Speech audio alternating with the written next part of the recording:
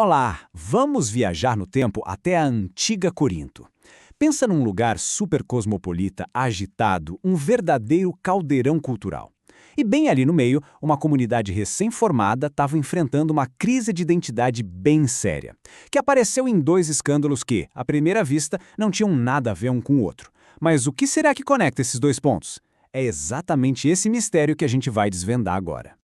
Então a pergunta que vai guiar toda essa nossa análise é essa aí. De um lado, a gente tem membros da comunidade se processando, levando suas brigas para tribunais pagãos, corruptos. Do outro, uma ideia bem distorcida de liberdade que acabava em imoralidade. Parece que são dois mundos diferentes, né? Mas existe uma grande ideia, uma única lógica que amarra esses dois problemas. E é isso que vamos descobrir. Vamos entrar então na primeira parte. Um escândalo em Corinto. O cenário é esse. No meio de todo o caos da cidade, duas crises internas bem graves estavam ameaçando a própria essência, a identidade dessa nova comunidade. E isso nos leva à segunda seção, profanando o corpo social. O primeiro escândalo era uma coisa pública, escancarada, membros da comunidade arrastando uns aos outros para os tribunais. E ao fazerem isso, eles estavam, na verdade, profanando a própria comunidade, o corpo social deles. E por que isso era tão grave? Bem, era um desastre por três motivos. Primeiro, ao fazerem isso, eles estavam basicamente negando quem eles eram, a identidade deles como um povo diferente. Segundo, imagina só a cena, expor as brigas internas para o mundo todo ver. Isso simplesmente destruía o testemunho público deles. E terceiro, eles estavam procurando justiça no lugar errado, num sistema que não estava nem aí para a verdade, só se importava com status e honra. Para lidar com essa situação, o apóstolo Paulo usa uma pergunta retórica que ele repete várias e várias vezes. Não sabeis vós? É um jeito quase indignado de dizer, gente, sério? Como é que vocês esqueceram quem são? Isso é o básico. Ele está, na verdade, preparando o terreno para lembrar a todos da vocação extraordinária que eles tinham. E aqui vem um lembrete. É um argumento de escala, sabe? Do maior para o menor. Paulo joga a régua lá em cima e diz que o destino final daquela comunidade é nada menos que julgar o mundo e até mesmo os anjos. Uma responsabilidade cósmica gigantesca. E aqui está o ponto central do argumento dele. Se o destino deles era julgar assuntos celestiais, como é que eles não conseguiam resolver briguinhas do dia a dia, coisas materiais? A incompetência deles no presente era uma contradição absurda do futuro glorioso que os esperava.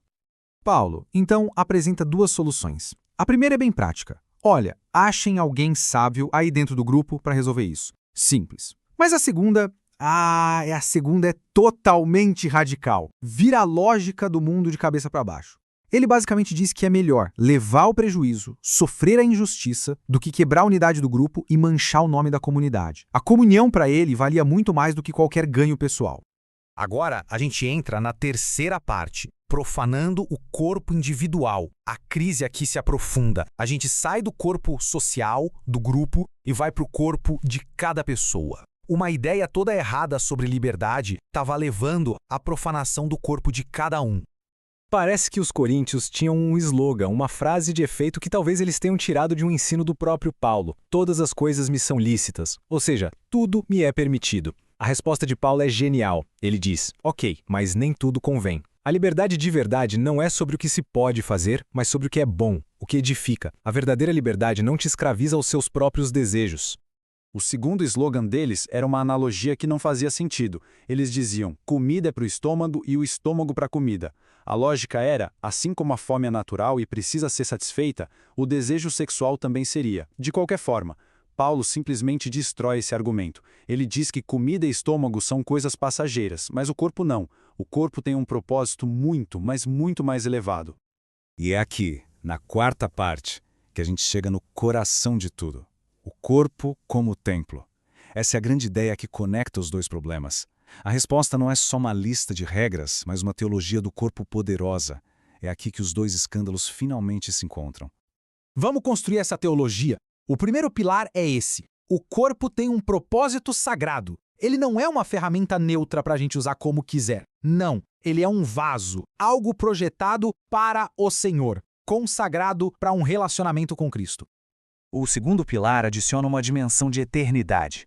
O corpo não é uma casca descartável que a gente vai abandonar um dia. A promessa da ressurreição significa que o nosso corpo físico tem uma dignidade e um futuro glorioso. E isso muda completamente o jeito como a gente deve tratar ele agora. E aqui o argumento fica ainda mais forte, quase chocante. A união com Cristo é tão real, tão profunda, que os corpos físicos dos que creem são considerados membros de Cristo. Então pensa só, unir esse corpo, que é um membro de Cristo, a uma prostituta, seria como profanar o próprio corpo de Cristo. A união física cria uma unidade real, e o crente já tem uma unidade fundamental com o Senhor. E este é o clímax. Aquela pergunta, não sabeis vós, volta com força total. O corpo não é só uma posse. Não é nem mesmo só um membro de Cristo. Ele é o santuário, o lugar sagrado onde o próprio Espírito de Deus mora. A imoralidade sexual, nesse sentido, não é um pecado qualquer, externo. É a profanação de um lugar santo. E por que o corpo é um templo? Porque ele foi redimido. Essa frase, fostes comprados por bom preço, reforça a ideia de que o corpo pertence a Deus. Não é uma propriedade pessoal para ser usada de qualquer jeito. Ele pertence a Deus, que pagou o preço máximo para resgatá-lo. E essa tabela aqui resume tudo de forma brilhante. A lógica que unifica tudo. Olha só, tanto o corpo social, a igreja, quanto o corpo individual, a pessoa, pertencem a Cristo. Os dois podem ser profanados, um pelas brigas nos tribunais, o outro pela imoralidade. E os dois têm a mesma vocação: santidade, testemunho e glória. É a mesmíssima teologia aplicada aos dois escândalos. Chegamos à nossa última parte, o legado de uma ideia. Então, qual é o impacto disso tudo a longo prazo? Essa visão não foi só uma solução para um problema local em Corinto. Foi uma ideia que ajudou a moldar o pensamento ocidental. Essa teologia do corpo foi, na verdade, um desafio direto ao dualismo grego. Aquela ideia de que o espírito é bom e o corpo é mau, ou, na melhor das hipóteses, irrelevante. Paulo se recusa a fazer essa separação. Para ele, o que se faz com o corpo está totalmente ligado à identidade espiritual. Então, para a gente resumir os pontos principais, a salvação não é só para a alma, é para a pessoa inteira, corpo e espírito.